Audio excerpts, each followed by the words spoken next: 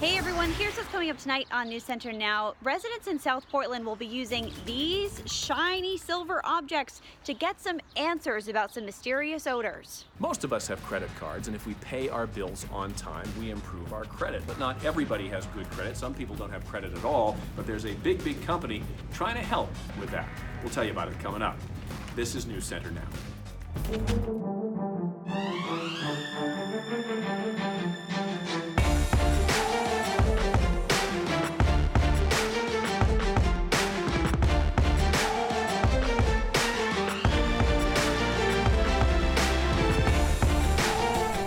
Good evening, everyone, and thanks for joining us tonight. I'm Lindsay Mills. And I'm Lee Nelson. We're glad you're with us. Day 2 of the John Williams murder trial. It continued today with more than half a dozen people taking the stand.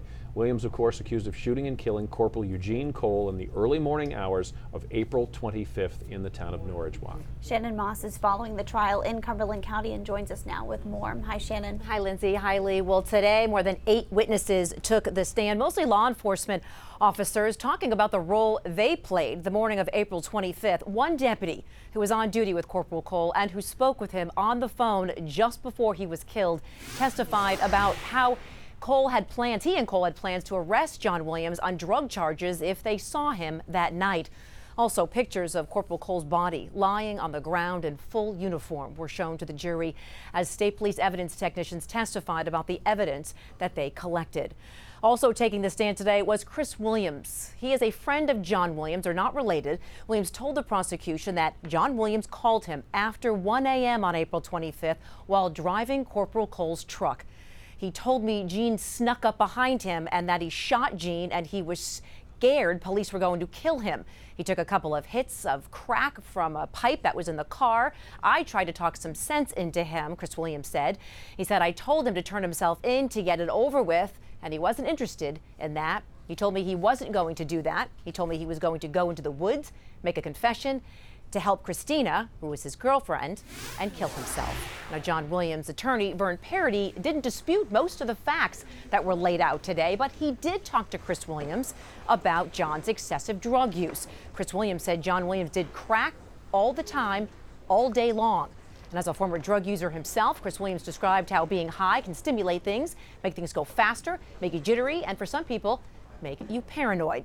The defense is not disputing that John Williams shot and killed Corporal Cole. They're arguing that Williams was in the throes of drug addiction and that while he killed Corporal Cole, he did not intend to.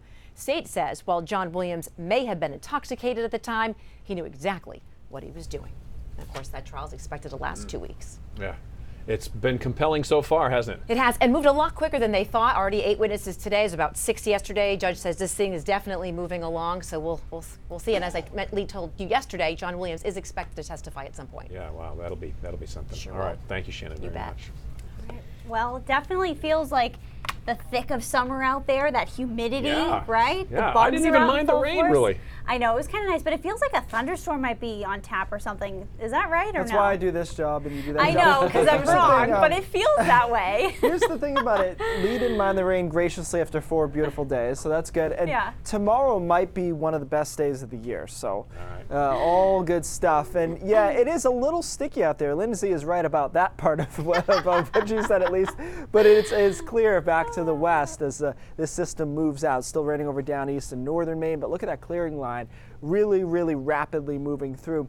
It's interesting to me because you can see 2 different elevations and the atmospheric conditions there. So there's your storm system moving away quickly, and then look at the different direction, the northwest wind direction, where clouds are building along the ridge lines here. We talked about those a couple of weeks ago, those wave clouds, and that's as things are clearing, they're being kind of revealed once the storm gets out of the way. So interesting stuff there. Temperatures are basically correspondent to whether or not there's any sun going on right now. So areas that are in the upper 60s and low 70s. Areas that are still socked in and showery are in the 50s and 60s. Everybody clears out though by right around sunset tonight, and then we're clear overnight tonight. And as I mentioned, tomorrow, and of course it depends on your exact criteria for the perfect day, but tomorrow is probably one of the best days of the year because it's warm enough, low to mid 70s, it's sunny through the entire day, and the humidity is almost non-existent. So I think those are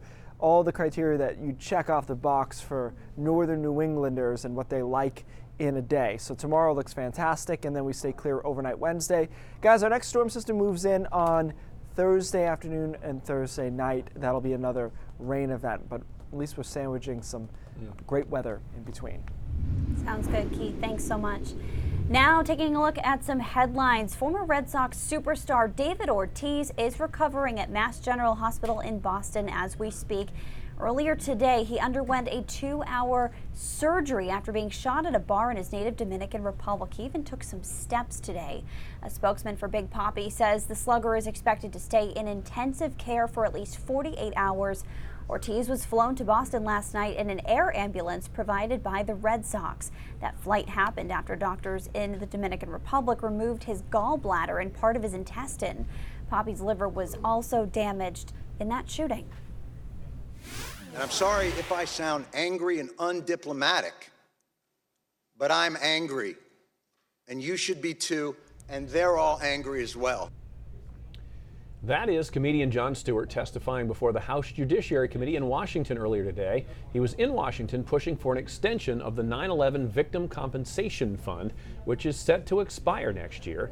Stewart, along with some bipartisan lawmakers, say some 17 years later, first responders and their survivors still need financial help, and they are pushing to fully fund the VCF, as it's called, until at least 2090. We're going to hear a bit more of Stewart's testimony in the next half hour as well. Governor Janet Mills has signed a bill expanding access to abortion services in the state. It allows nurse practitioners, physician assistants, and certified nurse midwives to perform certain types of abortions.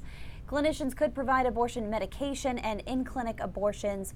Maine is now the 9th state that allows healthcare professionals other than doctors to perform some abortions. So after years of concerns about odors coming from industrial emissions, South Portlanders are one step closer to getting some answers now. Yeah, with help from Maine's Department of Environmental Protection, the city is launching a new air monitoring program, which will go on for the next several months.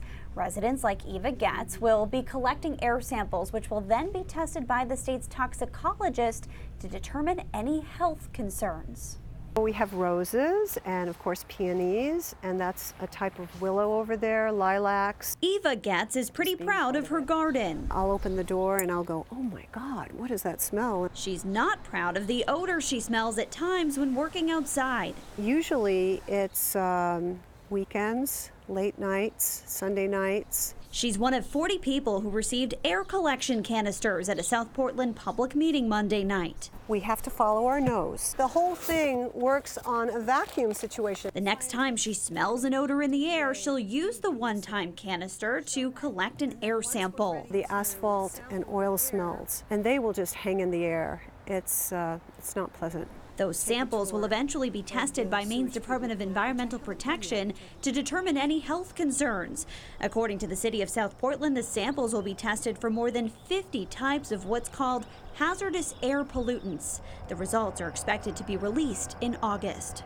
I just think as citizens here in South Portland, it's important that we do this kind of testing, and I'm so happy that it's finally happening. And I think it's so sad that we have to fight for clean air. Aren't they cool? For people like Eva Getz, she's looking forward to finally getting some answers to find out if there is any risk to those odors. It symbolizes perhaps honesty. Maybe if we can get an honest read on what is actually happening throughout South Portland, perhaps we can do something about it. Now, this air monitoring program comes on the heels of a couple of new air quality testing bills introduced by Maine lawmakers last month. This after the city of South Portland learned in March that Global Partners LP, a petroleum storage company, had been violating its emissions limits, and the Environmental Protection Agency knew about it for years. Lee, over to you. We have news tonight of a new study that suggests binge drinking and opioid use go hand in hand often. Researchers from the Centers for Disease Control studied 3 years of national data on drug use, and they found that binge drinkers were nearly twice as likely to misuse prescription opioids than non-drinkers. The majority of those who engaged in the two behaviors were over 26 and had lower education and income. Binge drinking is considered to be 4 or more drinks for women and 5 or more drinks for men on one occasion. How about some good health news now? The American Cancer Society says the number of cancer survivors continues to increase. Experts say that the year 2030, by that year, more than 22 million people will have beaten cancer. To put that in perspective, there were nearly 17 million Americans who had a history of cancer on January 1st of this year. And as you might expect, experts are crediting improvements in treatment and early detection. So a lot of people have bad credit or no credit at all. There is a very big company trying to help you with that. We'll tell you about that coming up. Very interesting. And Starbucks is launching a new program to cut back on paper waste. I think you got to take part in this one at the airport. Caught my attention earlier today. Before we go to commercial break, though, we wanted to show off our new newsroom. Yeah, here it is. Very cool. Not too shabby, huh? After being very shabby before. Exactly. Everyone's sitting right now, but you can stand at these desks. Yeah, this is really cool. You can stand up. You can kind of adjust them to whatever height you are. Mine would be higher than Lindsay's by a little bit, probably. That's true. The height difference is pretty unique. But yeah, no, we're very excited about it. So welcome to our new newsroom. Yeah, we'll be right back. Here's a question. Have you got bad credit or even worse, no credit at all? If so, Amazon is looking to help you. They've launched a new program called Amazon Credit Builder. It offers shoppers a way to get Amazon's rewards credit card even if you're otherwise ineligible. The new card has no annual fee. It offers 5% cash back on many purchases. It works like any other credit card except cardholders must make a refundable security deposit that becomes a customer's line of credit. The card can only be used for purchases at Amazon.com or with merchants that offer Amazon Pay. Cardholders can eventually upgrade to an unsecured Amazon credit card after it's determined the account is in good standing. Now Starbucks, it's testing reusable cups at London's Gatwick Airport. Yeah, we've been talking about this. Passengers will have the option to select a free reusable cup or a standard paper one. However, a paper cup will cost a small fee, probably about 6 cents. Those reusable cups must be returned at specific drop-off locations throughout the airport before you get on your plane. Cups will then be collected and washed and sterilized and returned to Starbucks ready for the next customer. The month-long pilot program aims to cut down, obviously, on paper cup waste and determine if customers are open to this idea. About 7 million paper cups are used just at Gatwick Airport each year. Yikes. Target is enhancing its family care benefits for its workforce, including hourly, part-time, and salaried employees. Starting later this month, the retailer will offer extended paid time off to allow employees to care for a new baby or maybe an ailing parent. Employees who just welcomed a new child, whether by birth, adoption, surrogacy, or foster placement, will receive double the amount of paid time off in addition to paid maternity leave. Target is also expanding backup care benefits. Beginning this fall then, Target will also provide 20 days of backup care at an affordable price in the event that school unexpectedly closes or a care provider cancels. Lee, this is sounding really good for me right now. Good timing. And good timing because we're going on break. I might not come back. No, I'm just kidding. Coming up, we'll see how Maine ranks compared to other states when it comes to pet safety. Yeah, I think we rank pretty high. And Keith is going to let us know if he has any concerns in the forecast. That is coming up next.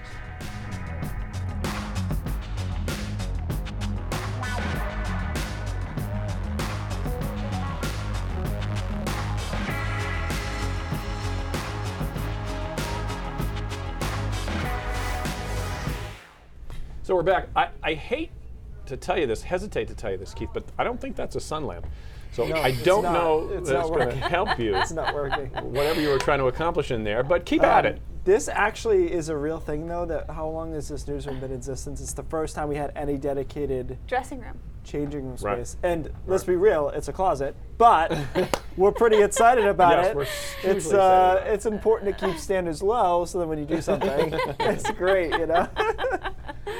It's a place to change, though. That's something. All right, here's the last of the rain moving out of down East Maine and northern parts of the state as well. Everything kind of well-timed by the models as of yesterday, indicating that we'd get some sun in the afternoon over western and southern Maine. And certainly we are. Meanwhile, it's struggling over down East Maine. It'll happen before sunset. We've still got couple hours here to go, and we should be able to get this through. It's moving quickly. As I mentioned, you can see the change in flow and direction to the northwest on the backside of this, and the winds are actually getting a little bit gusty over New Hampshire as this system clears out. But that's about it. Otherwise, current temperatures are in the 70s over southern Maine, so it's a have sun, don't have sun situation. And areas that haven't gotten into any sunshine are in the 50s and low 60s still. Those who have are in the low and mid 70s. Dew points were a little sticky, but they're starting to get pushed out, scrunched out. So it's the hour or so, or 2 hours after you clear out, but before the air mass change arrives. That feels pretty sticky, pretty summery, but that's gone by tonight. There goes the rain. It's clear. Temperatures actually drop relatively quickly tonight into the 40s in some spots, 50s for most of us by tomorrow morning. As I mentioned, I love tomorrow. I think it looks really, really nice. A lot of sunshine.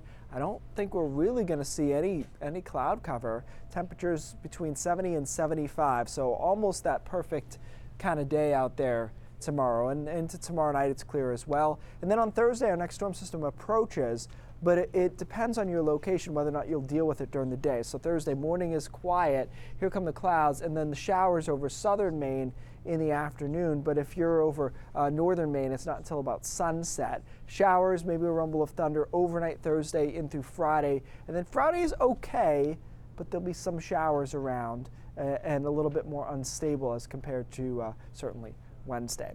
So I keep looking for an extended period of warmth here, some sort of consistent ridging signal. And I see one. You've been looking too. I saw you looking on the Weather Bell the other day, computer models for it. I see a little hint of that at least into next week. This is late next week, mid to late next week. It's not a lock, but it's one of the better looking signals I've seen in a while that indicate maybe some prolonged warmth. So we'll keep an eye on that because we haven't really had that. Although we broke out of our funky pattern, we have not had prolonged warmth. In fact, I was looking at what's the latest Portland has hit 85 because we have not done that yet. It's pretty late. It's July 9th. And there was actually a year in, I believe it was 1940, that it did not happen. Wow. Which is really crazy. I meant to look through and see if there were any records missing from that year, because there were a couple of years around World War II that we missed a few. We're concentrating on some other things. Yeah, we have some other stuff going on. But still, so we're not even near like record territory for that. Okay. Yeah. All right, fair enough. All right, thank you, Keith, very much. Got to move on to this. And I take issue with this line, and I'm going to tell you why in a minute. I'll read it first. Sure. It is 2019 and dads change diapers. Unfortunately, the nation's restrooms have yet to catch up with modern parenting. Dads were changing diapers in 1994. I know that for sure.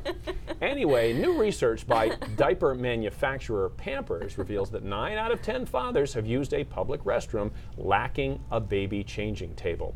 Now, singer, songwriter, and father of 2, John Legend, is hoping to change that by working with Pampers to provide 5,000 more changing tables to public restrooms. Now, this would be interesting. You and Cindy give Clay and I some diaper changing I 101 was tips. great at it, but I've forgotten completely.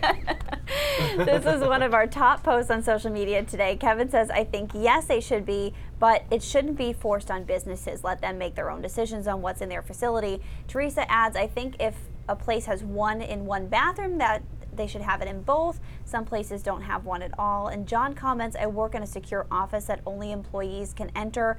Your baby doesn't work here, so no need for changing That's tables. a very specific instance, though, right there. Sure. So But I don't know if I it would be interesting to try now, see if I can To see remember if how you to still do it, have or it, to to do it brush as up on fast it? as, yeah, I mean, I know I could do it, but. Yeah, it's like muscle memory. It comes Right, right back. probably Like getting on a is. bike. Right. That you do. Yes, Yeah. that Okay. Well, when it comes to pet safety, Maine is one of the safest states in the nation. Yeah, Safewise.com ranked all 50 states. They found that Maine is the 3rd safest. Part of the reason for the high ranking that Maine has the 3rd strictest animal protection laws and the 4th most vets per capita. Oregon ended up taking the top spot. Colorado came in number 2. On the other end, Iowa was ranked last, with Missouri and Wyoming rounding out the bottom 3. Wah, wah, wah. So yeah, we have to ask Cindy now this question. You think you still have it, the diaper changing? It comes back to you. Like you comes said, back. like riding a bike. Yeah. Yeah. Riding a really smelly bike. Is what it is. Smelly with emphasis on Yes. that. Yeah. Yes. A lot more coming up, though, on News Center Maine at 5:30. That's right. The folks at Acadia National Park are reminding people that you have to camp at a campsite when you're in the park. You can't just like pull off the side of the road and camp anywhere. This is all starting because some folks were doing that. They had a campfire, it got out of control. Then they found several other people who were doing this. So anyway, the word's out there now. Also ahead, we're going to tell you about this great organization, Cops for Kids with Cancer, and one family in Maine who found tremendous help and support from this group, even though they're located in Boston. They had a little help from Maine in getting to the folks in Boston, but they came through big time. Sweet story. Awesome. It's awesome. All right, stick with us. Raindrops when we come back. All right, today's Brain Drops is actually about communicating science, because science doesn't matter that much if you can't communicate it. And this headline caught my eye. I love Vox. I look at it sometimes, and especially some of their science stuff. But hyped up science erodes trust. Hear how researchers can fight against it. There is actually, the idea behind this is that, so the research happens, it's a whole paper. Then there's a press release sent. The press release then gets taken by journalists and made into a headline. And that headline is all that most people see. And so, two problems here. One, you're trying to condense, distill a research paper into a headline. And the other thing is you want headlines that click, and journalists, for the most part, are not scientists. So you've got a couple of problems. It's like that thing in kindergarten where you start a message that goes around, Telephone, and then, telephone, and it comes out in a different manner. This is actually something that I addressed with the newsroom about a year ago. I don't know if you remember, I sent an all email that said, be careful with the latest studies. Oh, Evaluate. yes. I thought you were going to say polar vortex. No. Evaluate if they're any good. Evaluate if they actually are funded by the right groups, and if there's something that is going to be a whiplash effect. And here's a perfect example of that. Let's go to the next graphic. This is something you hear a lot when people talk about climate change. They said, well, in the 70s, scientists believed the Earth was cooling. And so that came largely from newspaper headlines that say predictions of cooling. Blah. These are all the peer-reviewed papers about climate change from the 1960s through the 1970s, and the blue bar are ones that predicted cooling, and the red bar are those that are predicting warming. So as you see, there's only 2 years in which they're 1 and 1, which is not much of a sample. All the other years were warming. My point is, the headline didn't match the actual science. And so that's why I try to get people to go to the source, but we do have to be careful about how we interpret them. Nutrition's another place. Whiplash, right? Yes. Cholesterol's bad for you. Oh, it's okay for you. We can talk more about that maybe tomorrow. White meat thing. Yeah. I mean, I know. Luckily, you'll answer all of our questions We'll that try. we have. You're We will very try. patient with us. News Center Maine at 5:30 starts right now.